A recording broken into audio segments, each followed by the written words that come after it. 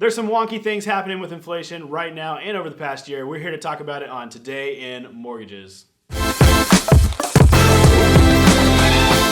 Hey, what's up, Dream Makers? I'm back here again with Hugh Hartzog from Bunk & Baker Mortgage here at Network Funding, and I brought him on again today to talk a little bit about what's going on with core inflation, the CPI. So, Hugh, you showed us a graph in your last episode about core CPI versus total CPI. Right. Am I saying that right? Yeah, and the top line CPI number versus core. Right, and so typically those have been trending, and one's usually above the other, but they recently flopped. So, can you talk a little bit about that? Right, so you'll see on the graphic on display right now, the top line shows the overall CPI number. And the overall CPI number includes things like energy and food prices.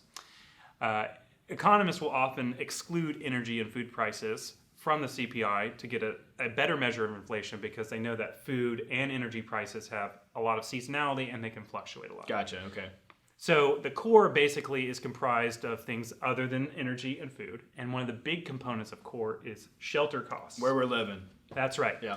So, and I think that what we're seeing is that the core CPI has, it ticked up slightly in March. Okay. But it has not fallen as much as the top line CPI number, which again, the top line or the overall CPI number includes energy and food prices. Why hasn't the core CPI fallen? A lot of that has to do with shelter costs.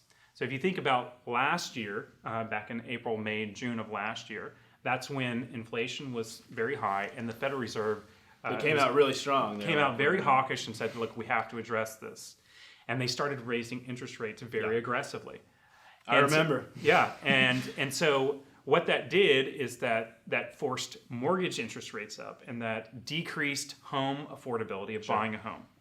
So if you can't buy a home, your other alternative to that is renting a home. Live in a van down That's by right. the road. Or living in a van down by the road. But besides that is renting an apartment or a home. Gotcha, okay. And so what happened last year is that as the affordability kind of went away from buying a home, that forced people into the rental market and that drove rent prices up.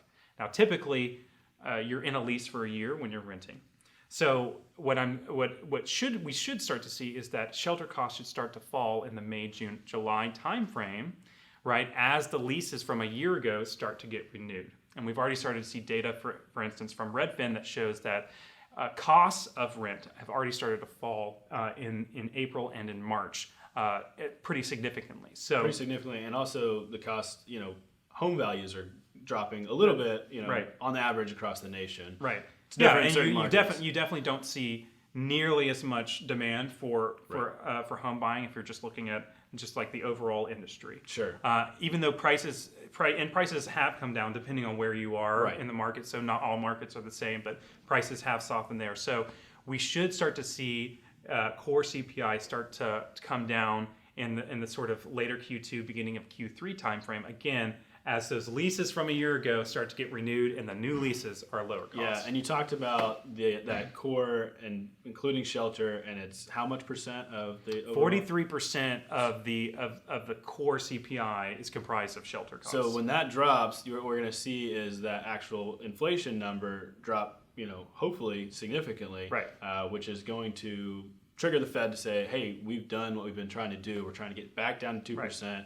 We're at least going to slow things down. Right. We're not going to see more rate hikes. And over time, we might get to see some rate drops. Again, we don't have a crystal ball. We don't know what's going to happen. But looking at the charts, and that's why I brought Hugh on, is because he's really good at looking at trends and numbers and looking at the future. And that's really important when we're thinking about how we're going to be talking to our borrowers, talking to our buyers moving forward, and what they should expect.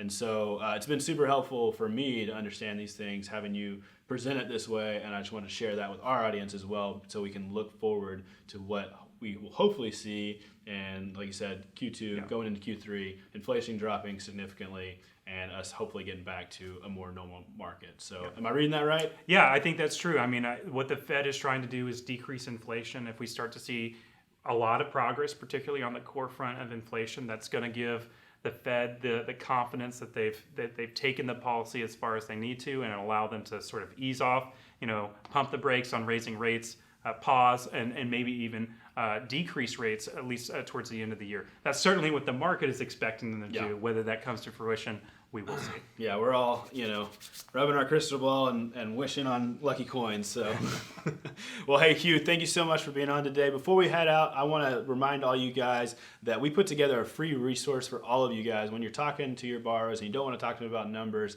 at least you need to be in front of them and marketing yourself well. So we put together 5 free ways that you can go out and do that better right now. And it's on a free ebook that you can download on our website. todaymortgage.com/marketing is where you can find it. It's completely free, so go check it out. So Hugh, thanks again so much for being with us today. Absolutely. Thank all you guys out there for watching or listening. Hey, wherever you're watching or listening to this, give it a like, give it a thumbs up, subscribe, and share it with a friend. It really helps us out. We want to get in front of more people so we can help them talk about the market better and see what is real and what's not hype in the news. So thanks again. Thank you guys. We'll see you next time on Today in Mortgages. Bye.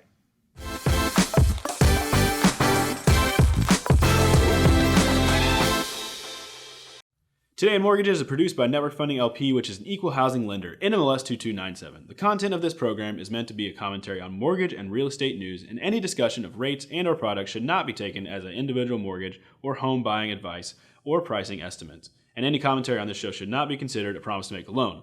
All applicants for a loan must qualify, and you should consult a professional regarding your individual loan scenarios for your financial situation. Visit our website at nflp.com/licenses for all state licensing and other legal information.